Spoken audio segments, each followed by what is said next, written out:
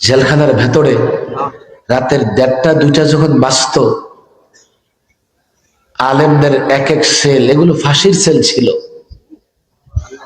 আলেমদেরকে Kashimpur high security 4 নম্বর কারাগারের ফাঁসির সেলে রাখা হয়েছিল। এক এক সেল থেকে, এক এক কামরা থেকে কান্নার আওয়াজ আসতো। কোন আলেম রাত 2টার সময় দাঁড়ায় তাহাজ্জুদ পড়তেছে, কেরাত পড়তেছে, তেলাওয়াত করতেছে আর কাঁদতেছে। কোন আলেম রুকুতে গিয়া রুকুতে পড়ে ঘন্টার পর ঘন্টা কাঁদতেছে, সেজদায় পড়ে কাঁদতেছে। সময় হাতে কম, লম্বা কথা বলবো না। যারা পালাইছে ওরা আল্লাহর গজবে পালাইছে। আলেমদের কষ্ট দিছো কেন? আলেমরা জেলখানায় গিয়ে কি করছে?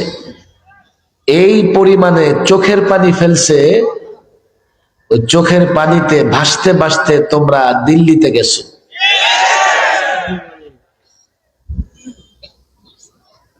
ছাত্ররা একটা উসিলা, তবে এই প্রজন্মের ছাত্ররা বড় সাহসী।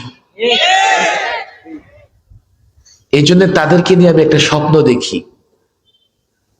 কেন সাহসী দেখেন?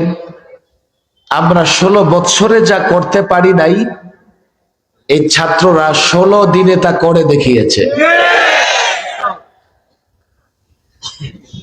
আমার এখনো অবাক লাগে। তখনই মনে হয়েছে এই ছাত্ররা কোন জুলুম অন্যায়ের কাছে মাথা নত করবে না।